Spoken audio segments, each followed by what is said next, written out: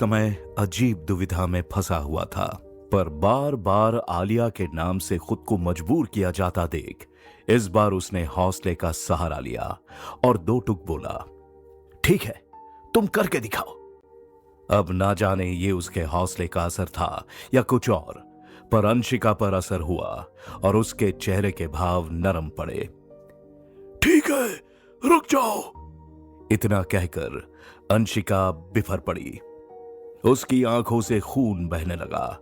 इस समय वो बेहद लाचार और मजबूर प्रतीत हो रही थी। उसने रुआंसी आवाज में कहा, मैं बस अपनी बहन को बचाना चाहती हूँ।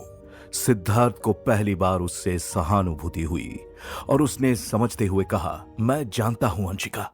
अंशिका के चेहरे के भाव सिद्धार्थ को बहुत असहज महसूस करा रहे थे।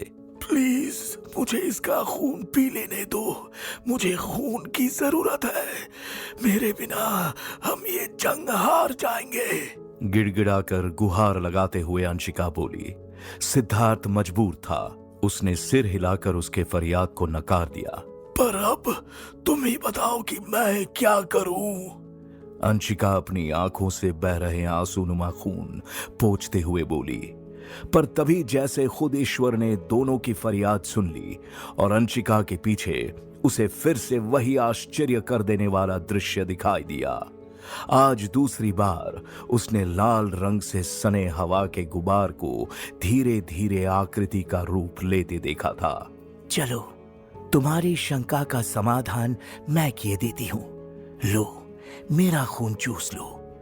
सिद्धार्थ को अपनी उपस्थिति से पूरी तरह से आश्चर्य और हर्ष से दोहरा कर देने के बाद वार्तिका ने अपनी मधोश कर देने वाली आवाज में कहा, ठीक है, हालांकि तुम्हारा खून कम टेस्टी होगा, पर मुझे पूरा भरोसा है कि किसी आदम जात के खून के मुकाबले तुम्हारे खून से मुझे बेहतर शक्ति मिलेगी। इसके बाद बिना देर किए अंशिका ने अपने पैन दांत वार्तिका के गले में घसा दिए, जिसके बाद वार्तिका के चेहरे पर दर्द के भाव उभरे और धीरे धीरे उसका चेहरा पीला पड़ता गया। खून की अचानक कमी से वो घुटनों पर आ गिरी। अंशिका ने अब भी खून चूसना जारी रखा। वो इस समय जख्म से लिपटे किसी जोक की मानिंद लग रही थी। ये नजारा देख सिद्धार्थ अंदर तक सहम गया। उसने खुद के लिए यही नियति निर्धारित की थी। थोड़ी देर बाद उसके साथ भी यही होना था, जब यामिनी को वो अपना खून सौंपेगा। कुछ देर बाद अंशिका ने एक गहरी सांस छोड़कर खुद को वार्तिका से अलग किया। अब वो पूरी तरह सीधी खड़ी थी। उसके चाल में भी दृढ़ता आ चुकी थी। क्या हुआ, डर गए? अंशिका ने सिद्धार्थ के उड़े हुए रंगत को देखकर पूछा। नहीं, ऐसी बात नहीं। सिद्धार्थ अपनी बात पूरी कर पाता उसके पहले ही एक जोरदार आवाज ने सभी को दूसरी तरफ देखने पर मजबूर कर दिया। यामिनी ने आलिया को जमीन पर पटक दिया था। लैला भी जख्मी हालत में थोड़ी दूर पड़ी करा रही थी। उसका बायां पंख बुरी तरह मुड़ा हुआ दिखाई दे रहा था।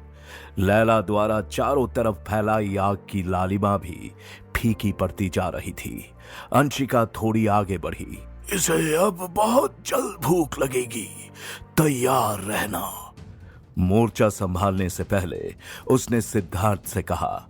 पूरा कमरा दोनों के टकराव से उठने वाले तरंगों से कांप उठा। कांच चकनाचूर होने लगे और इन सब के बीच सिद्धार्थ को एक दृश्य दिखाई दिया, जिसमें अंशिका ने यामिनी का गला पकड़ा हुआ था। पर खुद को छुड़ाने में यामिनी को बहुत मशक्कत नहीं करनी पड़ी। हालांकि पहले के मुकाबले यामिनी कमजोर लग रही थी और वो इस बात से वाकिफ भी थी। इस वक्त अपने बहन के चंगुल से छूट वो फिर से आलिया पर टूटी, जो अभी अभी खुद को खड़ी करने में कामयाब हुई थी। उसने उसे एक और धक्का दिया और अपने को बचाने के लिए दीवार के पार जाने की कोशिश की, पर उसकी उस कोशिश को लैला ने अपने आग की दहक से नाकाम कर दिया। अब यामिनी के खिलाफ 3 लोग थे, जिस वजह से वो अब आक्रामक कम और बचावात्मक ज्यादा हो गई थी। ये एक अच्छा संकेत था। सिद्धार्थ खुद को बहुत असहाय पा रहा था। वो भी इस जंग में यामिनी के खिलाफ खड़ा होना चाहता था, पर इंसान होने के नाते उसकी शक्तियां इतनी कम थी कि यामिनी का किया बस एक वार उसे जान से महरूम करने के लिए काफी था। वो सोच रहा था कि कैसे अपनी अक्षमताओं के बावजूद वो इन सब के बीच फंसकर इनका हिस्सा बन गया है। वार्तिका भी अब उठकर खड़ी हो गई थी, पर उसकी हालत लड़ाई में भाग ले पाने इतनी नहीं थी। ऐसा लग रहा था जैसे अंशिका ने जरूरत से ज्यादा उसका खून चूस लिया है। प्लान क्या है तुम्हारा? वार्तिका ने लड़खड़ाते शब्दों में ही बिना सिद्धार्थ की ओर देखे पूछा। सिद्धार्थ जानता था कि वार्तिका उसका प्लान जानने के बाद बेहद नाराज होगी। वैसे भी दोनों के संबंध ठीक नहीं थे, इसलिए उत्तर देने से पहले वो सक पकाया। पर वार्तिका के दबाव डालने पर उसे सब कुछ साफ बताना पड़ा। बेवकूफ, अगर तुम गलत हुए तो? ये तीसरी बार था जब उससे यही सवाल पूछा गया था। सिद्धार्थ ने वार्तिका को समझाने की पूरी कोशिश की और उसकी सारे शंकाओं का समाधान भी किया, पर वार्तिका को न मानता देख वो अंत में बोला, मैं जानता हूं कि तुम्हें मुझ पर विश्वास नहीं है, पर मेरा इरादा कहीं से गलत नहीं है। वार्तिका ने उसकी बात सुनी और लास्ट में मुस्कुराते हुए आगे बढ़ने की कोशिश करते हुए बोली, मुझे तुम पर पूरा विश्वास है। वार्तिका आगे नहीं बढ़ सकी और चक्कर खाकर गिर गई। सिद्धार्थ ने उसे सहारा दिया और पूछा, क्या हालत इतनी खराब हो जाती है? वार्तिका ने सिद्धार्थ की आंखों में देखा और बोली, हाँ, और यामिनी का असर तो और भयंकर होगा क्योंकि वो एग्रेसिव है। सिद्धार्थ किसी आश्वासन का आशा कर रहा था, पर वार्तिका ने सच्चाई बताकर उसकी हालत और खराब कर दी। अब इंतजार करना उसके लिए मौत से भी अधिक डरावना हो रहा था। वो सोच ही रहा था कि कब वो वक्त आएगा जब वो अपने को परोसेगा। तभी अंशिका की हिदायत भरी आवाज उसके कानों में पड़ी, ये अब पूरी तरह से थक चुकी है और खाने की तलाश में है, तैयार रहना। वो वक्त आ चुका था। यामिनी की बुझती आंखें खून की तलाश में घूम रही थी। मैं यहां हूं, आओ मेरी तरफ, पियो मेरा खून। सिद्धार्थ उछलकर उसके नजरों के सामने आने की कोशिश कर रहा था, पर सिद्धार्थ के अलावा भी यामिनी के पास कई और विकल्प इस समय कमरे में मौजूद थे। सिद्धार्थ ने लैला की ओर नजर घुमाई। इसे जबरदस्ती मेरी तरफ भेजो, ऐसा कुछ करो ये मेरे दिशा में आने के सिवाय उसके पास और कोई चारा ना हो। यामिनी एक दूसरे आदमी की ओर खून के सप्लाई के लिए झुकी ही थी कि लैला ने आग की लपटों से उसका रास्ता रोक दिया, जिसके बाद यामिनी ने दूसरे शिकार की ओर रुख किया। इस बार भी लैला कारगर साबित हुई। एक के बाद एक सभी रास्ते बंद हो जाने के बाद आखिरकार यामिनी ने सिद्धार्थ का रुख किया। आंखों में वहशत लिए वो सिद्धार्थ की ओर घुर्राते हुए बढ़ने लगी। उसके मुंह से लार टपक रही थी। सिद्धार्थ को ऐसा लग रहा था जैसे साक्षात मौत धीरे धीरे उसे अपनी आगोश में लेने के लिए बढ़ रही थी। यामिनी उसके पास आकर रुक गई। सिद्धार्थ ने अपनी आंखें बंद कर ली। खून पीने की बजाय उसने उस पे एक वार करने के लिए हाथ उठाया ही था कि एक तलवार का जोरदार धक्का यामिनी को लगा और वो दूर जा गिरी। सिद्धार्थ ने आंखें खोली और आलिया को देखा। पिछले कई मुलाकातों के बाद सिद्धार्थ को आलिया की आंखों में वही चमक और भाव दिखे जो उसके अगवा होने से पहले दिखते थे। पर इन सब के बीच एक बेहद दुर्भाग्यपूर्ण बात यह हुई कि यामिनी तलवार की चोट से वहां जाकर गिरी जहां एक शिकार बेहोश पड़ा था। उसने समय गवाए बगैर उसके खून से अपनी प्यास बुझाई। अब वो पहले से ही अधिक ताकतवर हो उठी थी। कामयाबी हाथ आते आते उनके हाथों से फिसल गई थी। सभी के चेहरे पर मायूसी का बीज थी। एक यही प्लान था जिसके तहत सब काम कर रहे थे, पर अब वो भी धराशायी हो चुका था। उन सबको मिलकर अब फिर से यामिनी को आहत करते हुए इतना थकाना था कि उसे खून की प्यास दोबारा लगे। यामिनी अब फिर से तन कर खड़ी थी। क्या ये जितना खून पिए उतने ताकतवर होते जाते हैं? सिद्धार्थ ने बगल में खड़ी वार्तिका से पूछा। यही तो कारण है कि कोई भी इन वैम्पायर से नहीं उलझता, वार्तिका ने बताया और आगे जोर की सांस छोड़ के सिद्धार्थ से पूछा। अब भी अपने प्लान पर कायम रहना चाहते हो? जैसे हमारे पास और कोई चारा है? सिद्धार्थ ने सवाल का जवाब सवाल से दिया। लैला, अंशिका और आलिया ने यामिनी को घेरा हुआ था। उन तीनों में से दो की हालत काफी खराब थी। आलिया के शरीर पर तो इतने जख्म थे ये गिनना भी मुश्किल था। सिद्धार्थ द्वारा पहनने दिया गया जैकेट और पैंट पूरी तरह खून में सना था। लैला की हालत भी कुछ जुदा नहीं थी। यामिनी के सामने अब टिकना बहुत मुश्किल था। एक बार फिर से हम कोशिश करेंगे। सिद्धार्थ ने बची खुची हिम्मत जुटाई और सभी को मायूस होता देख बोला। सिद्धार्थ की आवाज पर अंशिका ने मोर्चा संभाला। उसके पीछे लैला भी थी। वहीं आलिया तलवार हाथ में लिए सही मौके का इंतजार कर रही थी, पर अब यामिनी खुद को बचाने की जगह उन पर वार कर रही थी। अंशिका किसी तरह उसके वारों से बचने की नाकाम कोशिश में लगी हुई थी। सब कुछ इतनी तेजी से हो रहा था कि नीचे खड़े सिद्धार्थ को ठीक से कुछ दिखाई ही नहीं दे रहा था। यामिनी ने अंशिका को छोड़ लैला और आलिया पर हमला कर उन्हें घायल कर दिया, जिसके बाद अंशिका बीच में आई और अपनी बहन को खुद में उलझाकर आलिया और लैला को संभलने का वक्त दिया। इसी तरह के झड़प के बाद अचानक खून की धारा बहती हुई दिखाई दी। यामिनी ने सब कुछ अपने होने के बावजूद अंशिका को बुरी तरह घायल कर दिया था। मुझे लगता है ये अब और नहीं टिक पाएगी, वार्तिका निराशा के साथ बोली। भगवान के लिए शुभ शुभ बोलो वार्तिका। सिद्धार्थ खींच गया था।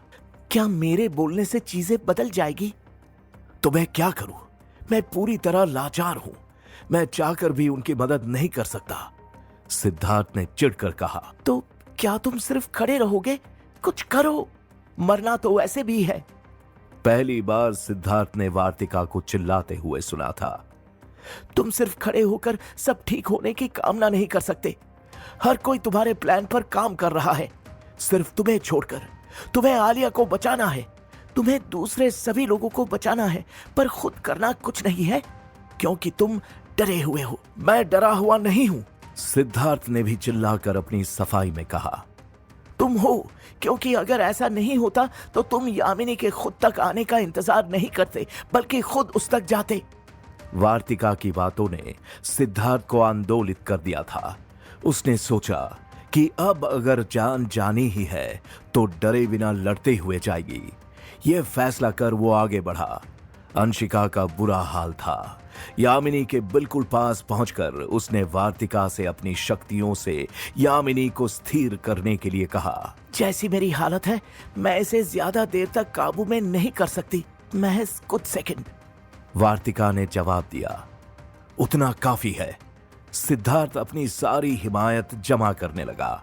क्या सिद्धार्थ को ऐसे मौत के मुंह में हाथ डालना चाहिए? क्या ये सब करके सिद्धार्थ आलिया को बचा पाएगा? जानने के लिए सुनते रहे पॉकेट एफएम। वार्तिका के उकसाने के बाद सिद्धार्थ ने अपना कदम यामिनी की ओर बढ़ा दिया था। वो इस ग्लानि के साथ नहीं मरना चाहता था कि ऐन वक्त पर जब सब अपने जान की बाजी लगा रहे थे तो वो लाचारगी में बस केवल खड़ा हुआ था। उसने वार्तिका को कुछ देर के लिए अपने शक्तियों की मदद से यामिनी को काबू में करने की गुजारिश की और दृढ़ संकल्प के साथ आगे बढ़ा। जैसे जैसे वो नजदीक जाता गया, उसके दिल में शंकाएं पंगदंडियों पर उगे डूब की भांति उभरती गई, पर उसने अपने चित्त पर काबू रखा और वार्तिका से बोला, वार्तिका, अपना जादू दिखाओ। यामिनी उस वक्त आलिया पर हमला करने ही जा रही थी जब उस पर लाल रंग की शक्ति का असर पड़ा। उसके कब्जे में आते ही वो घुटनों के बल जा गिरी। बाकी सभी लोग पूरी तरह स्तब्ध थे। खासकर अंशिका। उसने सिद्धार्थ की ओर कंफ्यूजन के साथ देखा। सिद्धार्थ ने अब अगला हुक्म लैला को दिया, जिसके बाद लैला ने अपने आग की पूरी शक्तियों को इकट्ठा किया और कुछ देर के लिए स्थिर हुई यामिनी के चारों तरफ एक घेरा बना दिया। यामिनी ने गुस्से और खींच में एक जोरदार गुर्राहट के साथ खुद को छुड़ाने की कोशिश की। काफी हद तक वो कामयाब भी रही, पर तभी वार्तिका के द्वारा प्रयोग में लाई शक्ति ने अपना असली कारनामा दिखाया और यामिनी पूरी तरह अपनी जगह पर जम गई। भले ही ऐसा बस कुछ पलों के लिए ही होना था। सिद्धार्थ कोई रिस्क नहीं लेना चाहता था, सो उसने आलिया की मदद लेने की भी सोची और उसकी खूबसूरत आंखों में झांक कर बोला, आलिया, इसके हाथ कस कर पकड़े रखना। आलिया ने बिल्कुल वही किया जो उससे कहा गया। अब सिद्धार्थ को आखिरी कदम बढ़ाना था, जहां अब सारा दारोमदार उस पर था। यामिनी अपनी आंखों से सब देख और समझ रही थी, साथ ही धीरे धीरे शक्ति के प्रभाव से बाहर भी आ रही थी। तभी सभी को आश्चर्यचकित करते हुए यामिनी ने वो किया जो सब भूल ही चुके थे कि वो क्या कर सकती है। वो सिद्धार्थ को अपनी ओर बढ़ता देख जोर से चीखी। उस चीख में इतनी शक्ति थी जो आसपास सभी कुछ तबाह करने के लिए काफी थी। सिद्धार्थ को भी अपने ऊपर उन शक्तियों का दबाव महसूस हुआ, पर वो ऐन वक्त पर अपना हाथ यामिनी के खुले हुए मुंह में डालने में कामयाब हो गया। इस दौरान उसके नुकीले दांत से छिलकर उसके हाथों से खून रिसने लगा, जो यामिनी के गले की प्यास बुझाता हुआ उसके अंदर समाने लगा। सिद्धार्थ का खून पूरी रफ्तार से यामिनी के गले के नीचे उतर रहा था।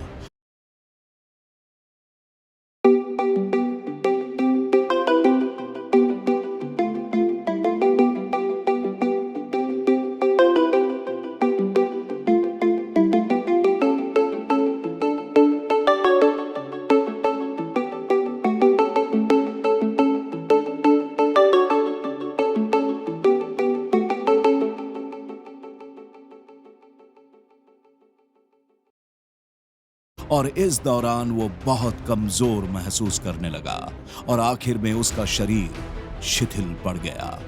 उसकी आंखें बंद होती चली गई। बोझिल होते अपने आंखों से उसने देखा कि आलिया और सभी परेशानी से उसे देख रहे थे और फिर वो बेहोश हो गया। सिद्धार्थ एक तंद्रा में था, जहां उसके अस्तित्व को परिभाषित करने वाली हर चीज उसे पीड़ा दे रही थी। पैर, उसका सर, उसके हाथ, वो ना सो रहा था ना जाग रहा था। सिद्धार्थ की हिम्मत भी नहीं थी कि वो अपनी आंखें खोल पाए, लेकिन वो अपने आप एकदम से खुल गई थी। तभी उसने एक बहुत तेज रोशनी देखी और उसने सोचा, शायद मैं मर रहा था या शायद मैं पहले से ही मर चुका था। लेकिन तभी उसे एक जानी पहचानी आवाज आई, बेवकूफ, तुम मुझे देख नहीं सकते क्या? लैला की आवाज उसे गूंजती हुई आई। सिद्धार्थ ने बड़ी मुश्किल से बोला, मैं तुम्हें देख क्यों नहीं सकता? तुम अभी अंधे हो, लेकिन चिंता मत करो, मैं तुम्हारी मदद करती हूँ। लैला बोली। थोड़ी देर के बाद सिद्धार्थ के सिर में एक गर्म सा एहसास हुआ। ऐसा लग रहा था कि उसके शरीर में कुछ पिघल सा रहा हो। लेकिन फिर उस गर्माहट की वजह से थोड़ी विजन आई। शुरुआत में विजन थोड़ी धुंधली थी, लेकिन फिर धीरे धीरे स्पष्ट हो गई और वो लैला को देख सकता था। सिद्धार्थ ने सांस लेते हुए कहा, थैंक्स लैला, ये मुझे क्या हुआ था? लैला के भी चेहरे पे एक मुस्कान आई और वो नरमी से बोली, एनीथिंग फॉर यू। लेकिन फिर उसने थोड़ा झोंकते हुए कहा, लेकिन अभी थैंक्स मत करो, हमें अभी बहुत कुछ करना बाकी है। वैसे एक बात बोलूं, डरना मत। सिद्धार्थ ने हाँ में सर हिलाया। तुम्हें मालूम है, मैं बहुत डर गई थी कुछ पल के लिए जब तुम मर गए थे। मैं मर गया? सिद्धार्थ ने एकदम चौंक के कहा। मेरी कैलकुलेशन के हिसाब से 97 सेकंड्स के लिए। सिद्धार्थ ने अपने आप को थोड़ा संभालते हुए कहा। मुझे तो अभी भी यही लग रहा है कि मैं मरा हुआ हूं। तुम अभी लिम्बो में हो। लिम्बो वो जगह होती है जहां इंसान स्वर्ग और पृथ्वी के बीच होता है। लेकिन चिंता मत करो, तुम बहुत जल्द वापस आ जाओगे। अच्छी बात यह थी कि सिद्धार्थ सब कुछ सुन सकता है, अपना हाथ हिला सकता था। क्या तुम मुझे वापस लाई हो? सिद्धार्थ ने पूछा। सिद्धार्थ को धुंधला दिख रहा था, लेकिन उसे यह भी समझ आ रहा था कि लैला ने सर हिला के मना किया है। तुम्हें आलिया ने बचाया है। दूर से एक आवाज आई। ये वार्तिका थी। क्या आलिया ने मुझे बचाया है? सिद्धार्थ में ये नाम सुन के एक जान सी आ गई। आलिया ने और वैम्पायर्स ने मिलकर, वार्तिका ने कहा। और तुम्हें खुश होना चाहिए कि जिनका तुम शिकार करने निकले थे उन्होंने ही तुम्हें बचाया। मुझे बताओ क्या हुआ था? सिद्धार्थ ने बहुत उत्सुकता से पूछा, क्योंकि फिर अगर गौर से समझो तो सिद्धार्थ का प्लान, सिद्धार्थ की डील कामयाब रही। यामिनी को सिद्धार्थ ने अपने खून से ही बचाया था। तभी लैला बोली, लेकिन आप मर गए थे, ये भी एक सत्य है। सिद्धार्थ समझते हुए बोला, तो ये बिल्कुल वैसे नहीं हुआ जैसा मैंने सोचा था। सैड एंडिंग थी। लैला ने हां में सिर हिलाया। सिद्धार्थ अब अपनी याद को कुरेदने की कोशिश में लग गया। आखिरी चीज जो मुझे याद है वो था अंशिका का चेहरा। सिद्धार्थ की बात पे वार्तिका हंसी और बोली, इसे अपनी जान मन नहीं याद है। बाय द वे, तुम्हारी आलिया पागल हो गई थी। कैसे? सिद्धार्थ ने पूछा। लैला हंसी और बोली, वो चिल्ला चिल्ला के बोल रही थी कि मेरी आधी उम्र ले लो लेकिन इसको बचा लो। सिद्धार्थ अब थोड़ा और सजीव महसूस कर रहा था। उसके सोचने और समझने की शक्ति भी धीरे धीरे वापस आ रही थी। सिद्धार्थ ने तर्क करते हुए कहा, मेरी मां भी यही बोलती थी कि काश तुम्हें मेरे उम्र लग जाए, लेकिन क्या इसका कोई मतलब होता है? वार्तिका ने एक लंबी सांस खींचते हुए कहा, हाँ, पैरेलल वर्ल्ड में इसका मतलब होता है। आलिया की असलियत सिर्फ मैं जानती हूं। आलिया एक जिन है। सिद्धार्थ डर गया। जिन? बाप रे, वो तो भूत होते हैं। वार्तिका हंसी और बोली, नहीं, ये इंसान मानते हैं, लेकिन जिन कोई भूत थोड़ी होते हैं। वो भी हमारी ही तरह एक प्रजाति है, लेकिन उसके बारे में बाद में बताऊंगी। पहले तुम्हें यह जानने की जरूरत है कि आलिया ने क्या किया। जिन के पास एक शक्ति होती है, वे अगर चाहे तो अपनी प्राण शक्ति किसी को दे सकते हैं। बदल में उसकी प्राण शक्ति आधी हो जाती है, और यही आलिया ने किया। तुम्हें अपनी आधी प्राण शक्ति देकर जिंदा कर दिया। सिद्धार्थ को समझ नहीं आ रहा था वो खुश हो ये सुनकर या दुखी महसूस करे।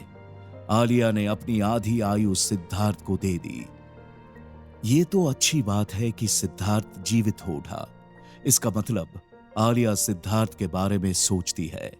कहीं ना कहीं वो सिद्धार्थ का भला चाहती है। लेकिन अभी वो कैसी है? सिद्धार्थ ने परेशान होकर पूछा। वो ठीक है, सो रही है। वार्तिका ने सिद्धार्थ को आश्वासन दिलाते हुए कहा, और तुम्हें उसके लिए परेशान होने की जरूरत नहीं है, क्योंकि वो आने वाली कई शताब्दियों तक जिंदा रहेगी। वो एक इंसान नहीं है, जिन है, और जिन्नों की उम्र हजारों साल की होती है। वार्तिका अब लैला की ओर मुड़ के बोली, दोनों बहनों को जगा दो। क्या? मैं? लैला ने मना करने के अंदाज में कहा, मैं कटघरे में जाने के लिए तैयार नहीं हूं। सूरज निकलते ही वैम्पायर एब्नॉर्मल हो जाते हैं। कौन झेलेगा इन दोनों संकी वैम्पायर्स को? वार्तिका ने अपनी बात को दोहराया। वैम्पायर्स को जगा दो, लैला ने इठलाते हुए कहा। मुझे लगता है कि आप भूल रही हैं कि मैं अब आपके आदेशों का पालन नहीं करती। वार्तिका ने सिद्धार्थ की ओर देखा और सिद्धार्थ समझ गया उसे क्या करना है। सिद्धार्थ ने अब लैला से कहा, जाओ, उन दोनों बहनों को जगाओ। लैला को वार्तिका की ये चाल अच्छी नहीं लगी और उठते हुए बोली, वाह, ठीक है, मिल के गैंग अप कर रहे हो मेरे खिलाफ। कुछ देर बाद एक अजीब ही दृश्य था जिसकी सिद्धार्थ ने पूरे जीवन में कभी कल्पना भी नहीं की होगी। सिद्धार्थ आलिया को अपने बाहों में उठाए हुए था, जैसे दुल्हे अपनी दुल्हन को उठाते हो। वही दो दो वैम्पायर्स सिद्धार्थ के साथ खड़ी थी। जल्दी से वे कार पार्किंग में पहुंचे जहां वार्तिका की गाड़ी पार्क थी। उन सबको जल्दी में गाड़ी में ठूसा और जैसे ही वार्तिका गाड़ी स्टार्ट करती, सिद्धार्थ के दिमाग में एक और विचार आया और वो हैरानी से पूछा, क्या हम उन किडनैप विक्टिम्स को ऊपर बिल्डिंग में अकेला छोड़ देंगे? वार्तिका बोली, चिंता मत करो, मेरी टीम के कुछ लोग उन्हें ले जाएंगे। उनको पूरी मेडिकल ट्रीटमेंट दी जाएगी और वे सब ठीक हो जाएंगे। सिद्धार्थ ने अंशिका से पूछा, तुम हमारे साथ नहीं आ रही हो? अंशिका ने सिर हिलाया और बोली, मैं दौरा करूंगी, समय समय पर आती रहूंगी और फिर जहां भी आप रहेंगे मैं आपको ढूंढ लूंगी। वार्तिका, हम कहां जा रहे हैं? सिद्धार्थ ने पूछा। वार्तिका बोली, हम वो पहले वाले मोटल नहीं जा रहे हैं, शायद कोई और मोटल ले लेंगे, लेकिन सबसे पहले तुम्हारे घर जाएंगे थोड़ी और चीजें लेने के लिए। कार जल्द ही सिद्धार्थ की बिल्डिंग के नीचे खड़ी थी। धुंधली विंडशील्ड से ऊपर सिद्धार्थ अपना आशियाना देख सकता था। अभी भी दरवाजा खुला हुआ था। अभी भी बोल्ड काले अक्षरों में लिखे गए, पीले टेप से सील किए गए प्रवेश द्वार से लिपटा हुआ था साइन, पुलिस लाइन क्रॉस न करे। वार्तिका सिद्धार्थ के साथ गाड़ी से उतरी और सिद्धार्थ के कंधे पे हाथ रखती हुई बोली, तुम पार कर सकते हो, तुम्हारे लिए कोई मनाही नहीं है। पैसेंजर साइड लॉक खोलते हुए जाओ, तुम्हें कोई कुछ नहीं कहेगा। कपड़े और कुछ सामान बटोर लो और सूटकेस में पैक कर लो। मैं तुम्हारे लिए एक और जगह ढूंढूंगी।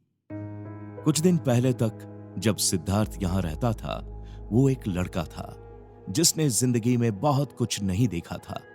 लेकिन आज जब इतना कुछ हो गया था तो सिद्धार्थ बदला बदला महसूस कर रहा था, जैसे कुछ ही दिनों में वो एक लड़के से एक आदमी बन गया हो। एक आदमी जिसका हार्ट ब्रेक हुआ था, जिसने जिंदगी और मौत दोनों को इतनी करीब से देख लिया था कि उसे अपने जिम्मेदारी का एहसास हो गया था। वो जिम्मेदारी जो अब वो पूरी दुनिया के लिए महसूस कर रहा था, इंसानियत के लिए महसूस कर रहा था। कुछ ही देर में सिद्धार्थ अपने कमरे में था। वो बहुत प्यार से वहां बनी यादों को सोच रहा था। उसने अपने कपड़े उठाए और एक सूटकेस में भरने लगा। फिर वो वॉशरूम गया, अपना टूथब्रश वगैरह उठाया। तभी उसने देखा लैला भी आ गई थी। वे दोनों कमरे के दो छोर पे खड़े थे। तभी सिद्धार्थ ने खुले दरवाजे से देखा, कमरे के दहलीज पे एक और आदमी खड़ा था। सिद्धार्थ ने तुरंत उस आदमी को पहचान लिया। उस आदमी के चेहरे पे एक व्यंग्यात्मक मुस्कान थी और उन काले होठों के बीच फंसी एक सिगरेट। उसने अपने सीने पे हाथ रखते हुए कहा, सलाम, कैसे हो? तुमने तो हमें याद ही नहीं किया। ये राकेश था। जब राकेश से आखिरी बार आलिया और सिद्धार्थ मिले थे, उसके बाद सिद्धार्थ ने दुआ मांगी थी कि राकेश और उन सब से कभी मिलने की जरूरत ना पड़े। मैं आपको क्यों याद रखूंगा? सिद्धार्थ ने बहुत रूखे अंदाज में कहा। राकेश के चेहरे की मुस्कुराहट भी अब गायब हो गई और उसने भी रूखे अंदाज में कहा, मैं भी यहां तुमसे मिलने अपने मतलब से नहीं आया।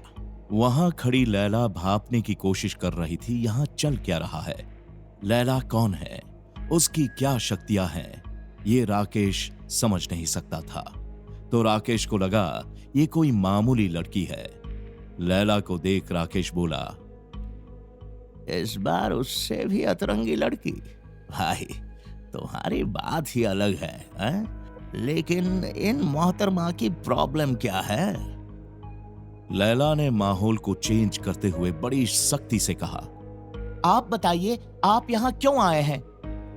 राकेश बोलना तो बहुत कुछ चाहता था, लेकिन फिर उसने मौके की नजाकत को भांपते हुए सिद्धार्थ से कहा, तुम्हारे डैड का कॉल आया था। उन्हें तुम्हारी बहुत फिक्र है। उन्होंने तुम्हारे बारे में पता लगाने के लिए कहा है। वैसे मैं ये पहली बार नहीं आया। तुम शायद कुछ समय से गायब हो। सही कहा ना मैंने? सिद्धार्थ राकेश को कुछ बताना नहीं चाहता था, लेकिन उसको यह भी पता था कि अपने पापा को कुछ तो मैसेज भेजना पड़ेगा। जरूर उन्होंने अल्ताफ भाई को कॉल किया होगा।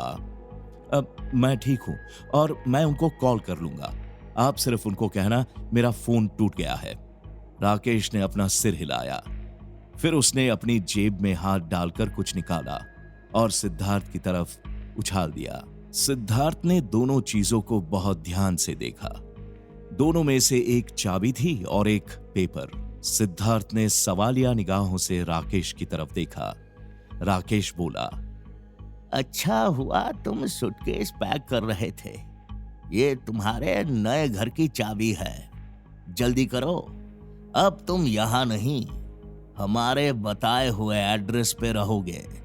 सिद्धार्थ समझ नहीं पा रहा था कि वो क्या करे या कहे।